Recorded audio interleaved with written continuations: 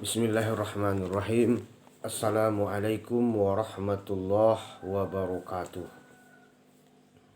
Innal hamdalillah nahmaduhu wa nasta'inuhu wa nastaghfiruh wa na'udzu billahi min sururi anfusina wa min sayyiati a'malina.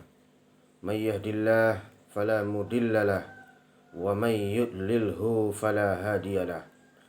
Asyhadu an la ilaha illallah wa asyhadu anna Muhammadan abduhu wa rasuluh allazi la nabiyya ba'dah. Allahumma salli ala Sayyidina Muhammad wa ala ali Sayyidina Muhammad amma ba'd. Qala Allah Ta'ala fil Qur'anil Karim. A'udzu billahi minasy syaithanir rajim. Bismillahirrahmanirrahim. وَإِذْ قَالَ رَبُّكَ لِلْمَلَائِكَةِ إِنِّي جَاعِلٌ فِي الْأَرْضِ خَلِيفَةً قَالُوا أَتَجْعَلُ فِيهَا مَن يُفْسِدُ فِيهَا وَيَسْفِكُ الدِّمَاءَ وَنَحْنُ نُسَبِّحُ بِحَمْدِكَ وَنُقَدِّسُ لَكَ قَالَ إِنِّي أَعْلَمُ مَا لَا تَعْلَمُونَ. Kaum muslimin rahimakumullah, bersyukur kita kepada Allah Subhanahu wa ta'ala atas limpahan rahmat beserta karunia-Nya yang senantiasa diberikan kepada kita. Bersolawat kita kepada Nabi Muhammad sallallahu alaihi wasallam. Allahumma salli ala Sayyidina Muhammad wa ala ali Sayyidina Muhammad. Ma'asyiral muslimin rahimakumullah, pada kesempatan ini kita akan membahas mengenai integrasi agama dan sains. Bagaimana sebenarnya posisi sains di dalam pandangan agama dan bagaimana hubungan antara keduanya di dalam kehidupan manusia, penggunaannya dan tujuan-tujuan dihadirkannya sains atau dibolehkannya sains itu di dalam kehidupan ini. Kaum muslimin rahimakumullah, sesungguhnya Islam sangat menganjurkan umatnya untuk menuntut ilmu. Bahkan menuntut ilmu itu bagian dari kewajiban di dalam Islam. Apabila dia itu ilmu agama, maka dia hukumnya fardu ain. Apabila itu ilmu dunia, maka hukumnya fardu kifayah. Kemudian banyak sekali hadis-hadis yang mendukung pentingnya menuntut ilmu itu. Di antaranya adalah thalabul ilmi faridatun ala kulli muslim wa muslimah. Menuntut ilmu itu wajib bagi muslim laki-laki maupun muslim perempuan. Tuntutlah ilmu itu dari buayan sampai ke liang lahat. Bahkan kita sering mendengar kata-kata yang populer itu, carilah dunia dengan ilmu, carilah akhirat dengan ilmu, carilah kedua-duanya dengan ilmu. Kemudian Allah Subhanahu wa ta'ala di dalam Al-Quran juga mengatakan, yarfa'illahu allazina amanu minkum wallazina utul ilma darajat. Allah kemudian mengangkat derajat orang-orang yang beriman dan berilmu di antara kamu hingga beberapa derajat. Ini semua menunjukkan betapa pentingnya ilmu di dalam Islam. Tetapi sayangnya sahabat sekalian atau kaum muslimin rahimakumullah, kita bisa menyaksikan di mana di abad modern ini ilmu pengetahuan atau sains yang disebut dengan sains berupa kecanggihan-kecanggihan, perkembangan-perkembangan, kemajuan-kemajuan yang diciptakan oleh manusia melalui ilmu pengetahuan itu berdampak buruk bagi kehidupan manusia. Berupa misalnya pencemaran lingkungan, pembakaran terhadap hutan, kemudian jelasnya jarak pemisah antara si kaya dan si miskin, korupsi merajalela, kemudian peperangan demi peperangan berupa terorisme, selalu digembar-gemborkan dan Islam menjadi kambing hitam dari semua itu.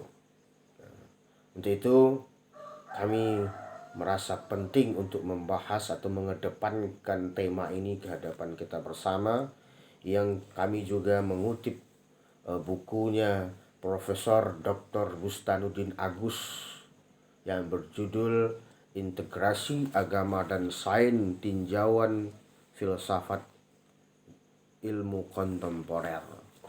Nanti kita juga akan melihat bagaimana beliau memandang kedudukan sains di dalam perspektif agama.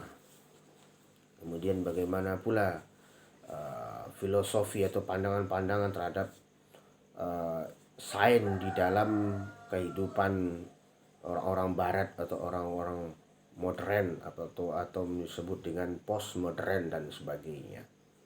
Kaum muslimin rahimakumullah. Mungkin dalam video kali ini kita tidak akan tuntas dalam membahas integrasi agama dan sains, dan akan berlanjut dengan video-video berikutnya. Pertama adalah perpaduan atau integrasi agama dan sains itu adalah perpaduan antara ilmu dan agama, di mana agama menjadi nilai dalam perkembangan ilmu pengetahuan itu. Jadi tidak bebas nilai sebagaimana yang dipahami oleh orang-orang barat, orang-orang sekuler, dan orang-orang komunis yang memandang ilmu itu sebagai sains, benda mati yang tidak memiliki nyawa dan tidak memiliki tanggung jawab terhadap kehidupan. Tidak seperti itu, kaum muslimin rahimakumullah. Tetapi agama kita memandang bahwa sains itu merupakan sesuatu yang universal, namun penggunaannya, pemanfaatannya harus berguna bagi kehidupan manusia, berdampak positif bagi lingkungan, hewan maupun tumbuh-tumbuhan. Sehingga kita tidak melihat lagi bagaimana misalnya seseorang yang ingin kaya, konglomerat, dia ingin membangun kebun yang luas, kebun sawit yang luas, namun dia mengorbankan hutan. Itu kita sudah merasakan kabut asap yang luar biasa beberapa tahun yang lalu. Ini orang yang menjadikan sains atau kepentingan ekonomi sebagai perkembangan dari sains itu sendiri. Dan artinya ini orang mau cepat saja. Ini orang mau untung saja. Tidak mau merugi dan tidak memperhatikan lingkungannya, hewan maupun manusia, akibat dari perbuatannya itu. Inilah tindak tanduk atau perilaku dari orang-orang modern itu yang mesti dibimbing oleh agama. Kemudian misalnya seseorang yang ingin menciptakan bom atom, atau dia ingin menggunakan nuklir, maka dia juga harus memperhatikan nilai-nilai kehidupan, fungsi-fungsi dari kehidupan itu. Apakah nanti nuklir itu memberikan dampak yang positif bagi kehidupan, berupa energi-energi listrik dan sebagainya, atau justru dipergunakan untuk menaklukkan lawan, menghabisi orang-orang muslim, sebagaimana yang terjadi di Irak, terjadi di Afghanistan, terjadi di berbagai negara lainnya seperti Suriah, juga Palestina. Untuk itulah posisi agama sangat penting sekali di dalam perkembangan sains itu sendiri. Kemudian kaum muslimin rahimakumullah, seyogyanya kita sebagai seorang muslim mesti memperhatikan firman Allah Subhanahu wa taala di dalam hubungan antara agama dan sains ini, yaitu di dalam surah Al-Baqarah ayat 30. A'udzu billahi minasyaitonir rajim. Bismillahirrahmanirrahim. Wa idz qala rabbuka lil malaikati inni ja'ilun fil ardi khalifah. Qalu ataj'alu fiha man yufsidu fiha wa yasfiku ad-dima' wa nahnu nusabbihu bihamdika wa nuqaddisu lak. Qala inni a'lamu ma la ta'lamun. Allah Subhanahu wa taala berfirman kepada para malaikat bahwa Dia akan menjadikan manusia sebagai khalifah di muka bumi. Ya, lalu kemudian malaikat berkata kepada Allah Subhanahu wa taala, "Ya Allah, mengapa Engkau hendak menjadikan manusia sebagai khalifah di muka bumi sementara mereka itu seling bertumpah darah, bermusuhan, dan kami senantiasa bertasbih kepadamu," kata malaikat. Maka Allah mengatakan, "Qalu inni a'lamu ma la ta'lamun." Allah berfirman kepada mereka, sesungguhnya aku ini mengetahui apa yang tidak kamu ketahui. Ayat ini menjelaskan tentang beberapa fungsi manusia di tengah-tengah kehidupan. Yang pertama adalah sebagai khalifah di muka bumi, sebagai pemelihara kehidupan, pemelihara alam semesta. Kemudian yang kedua adalah sebagai hamba yang senantiasa beribadah kepada Allah Subhanahu wa taala. Wa ma khalaqtul jinna wal insa illa liya'budun. Yang pertama sebagai khalifah, sebagai pemelihara alam semesta, sebagai pemelihara kehidupan. Seyogyanya lah manusia itu mengikuti aturan-aturan Allah Subhanahu wa taala dan Rasulullah sallallahu alaihi wasallam. Kemudian sebagai hamba, maka sepantasnya pula lah manusia itu senantiasa menjadikan setiap perbuatannya itu bernilai ibadah di hadapan Allah Subhanahu wa taala. Inilah yang tidak dipahami oleh masyarakat modern. Inilah yang tidak dipahami oleh masyarakat sekuler. Dan ini pula yang tidak dipahami oleh masyarakat komunis. Mereka tidak memahami hal ini. Tapi mereka berbicara tentang kehidupan. Mereka berbicara tentang kemaslahatan. Mereka berbicara tentang kemajuan yang semestinya mereka harus minggir dari kehidupan ini. Dan mereka harus mengambil satu jalan yang terbaik, yaitu jalan agama, yakni Islam. Ihdinas siratal mustaqim dalam perkembangan dan manfaatan sains itu sendiri. Kaum muslimin rahimakumullah. Ini adalah bab pendahuluan dari bukunya Bustanuddin Agus, di mana beliau di awal ini menjelaskan bahwasanya dalam kehidupan bersama, dalam bernegara, kiat dan norma itu dikongkretkan dalam bentuk hukum yang harus dipatuhi bersama. Tanpa hidup serasi dengan lingkungan sosial, lingkungan fisik dan lingkungan metafisik, manusia itu mengorbankan diri sendiri, di samping juga mengorbankan dan merusak lingkungan dan orang lain. Tidak dapat hidup serasi dengannya akan berakibat negatif terhadap eksistensinya sendiri. Bukan saja untuk dapat hidup serasi, manusia juga perlu merasakan nikmat, senang, indah, dan bahagia dengan lingkungan-lingkungan tersebut. Kebudayaan menamakan aspek senang, indah, dan bahagia. Semua juga dapat dinamakan ilmu pengetahuan yang didalami di universitas-universitas dengan menamakannya imteks atau ilmu teknologi dan seni. Yang dimaksud dengan ilmu pengetahuan adalah pengetahuan dalam bentuk teori-teori ilmiah. Teknologi adalah kiat atau cara-cara yang direkomendasikan oleh temuan dan teori ilmiah.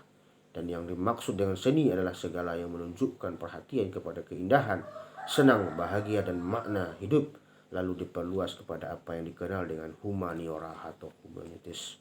Filsafat adalah induk yang membahas masing-masingnya. Jadi di sini beliau menjelaskan bahwa sains itu adalah teknologi, ipteks atau ilmu pengetahuan dalam bentuk teori-teori ilmiah dan juga penggunaan alat-alat canggih demi pemanfaatan kehidupan. Kemudian beliau juga menjelaskan di sini bahwa yang Dimaksud dengan seni adalah segala bentuk yang menunjukkan perhatian kepada keindahan, senang, bahagia. Kemudian diperluas dengan disebut dengan humanitis. Filsafat adalah induk yang membahas masing-masingnya. Jadi fokus yang menjadi kajian bagi beliau adalah bagaimana kita memiliki perspektif yang benar terhadap kedudukan sains dan ilmu ini. Kemudian dengan adanya perspektif yang benar antara hubungan antara agama dan sains, kemudian bagaimana penggunaannya di dalam kehidupan akan berdampak positif, akan berdampak serasi, bernilai keindahan-keindahan dalam kehidupan ini. Tidak seperti halnya yang terjadi selama ini, kaum muslimin rahimakumullah, di mana sains itu telah membunuh banyak jiwa. Sains itu telah memporak-porandakan gedung. Sains itu dipergunakan untuk kemudian membom atom Hiroshima dan Nagasaki. Sains itu dipergunakan untuk memporak-porandakan Suriah, memporak-porandakan Afghanistan, Irak, kemudian Palestina.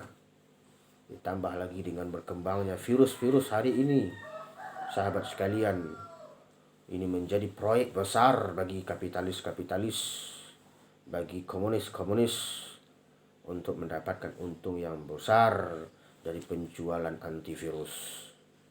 Ini semua tentu bertolak belakang dengan agama kita, bertolak belakang dengan sunnah-sunnah Rasulullah Sallallahu Alaihi Wasallam.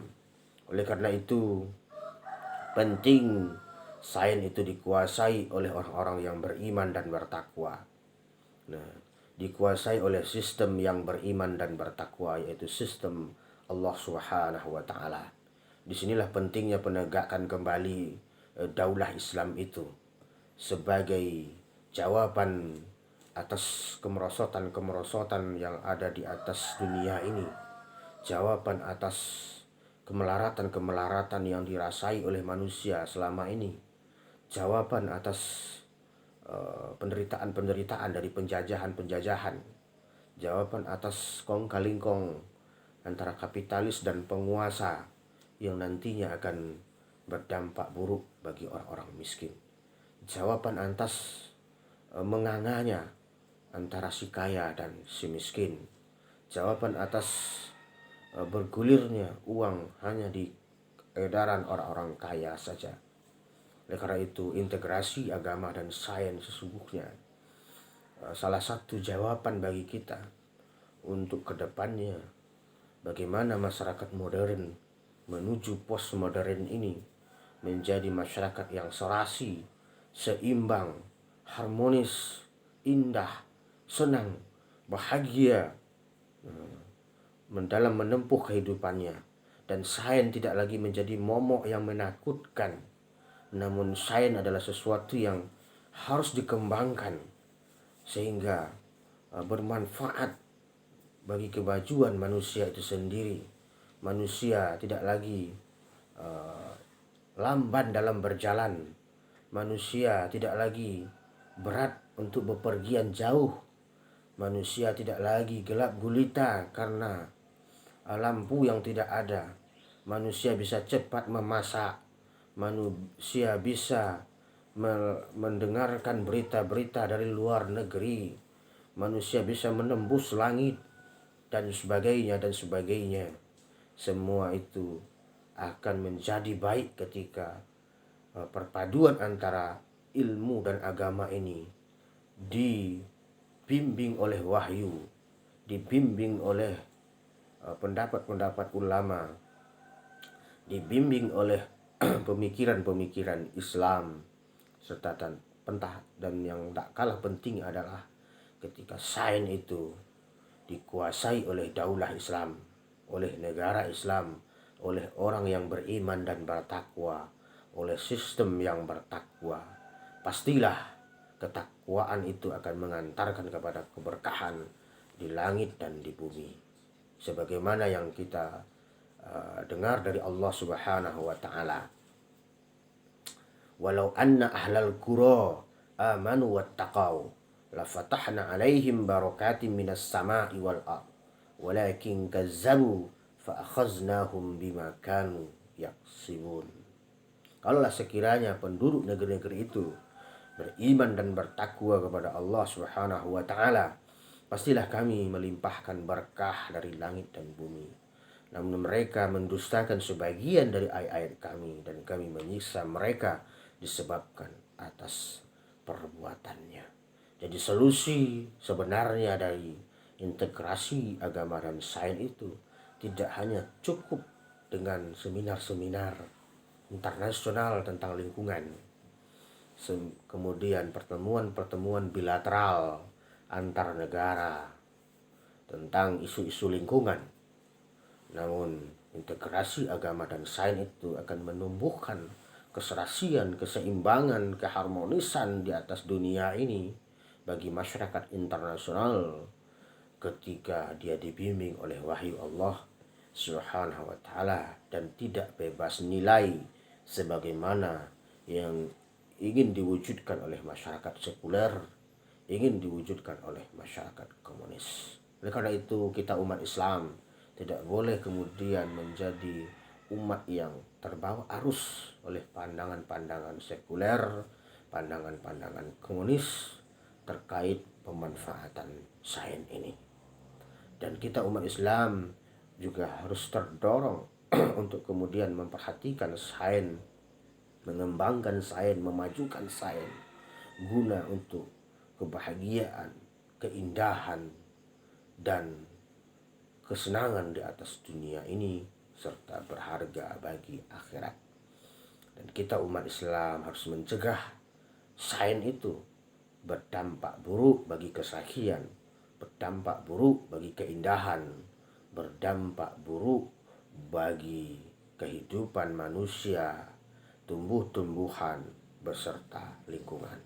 Mudah-mudahan kita bisa bertemu kembali di integrasi agama sains 2, yang tentunya ini hanyalah pendahuluan, logika pendahuluan terkait tentang hubungan antara agama dan sains, terkait eksistensi sains di dalam pandangan Islam, dan terkait dengan fungsi manusia sebagai khalifah di muka bumi, sebagai hamba Allah di muka bumi, serta kaitannya antara sains dan agama guna mewujudkan keserasian, keseimbangan, keharmonisan, dan keindahan di atas dunia.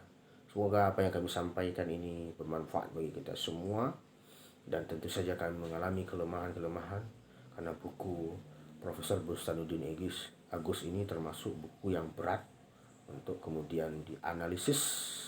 Kami hanya bisa mau analisis secara dangkal, namun harapannya ini bermanfaat bagi kita semua.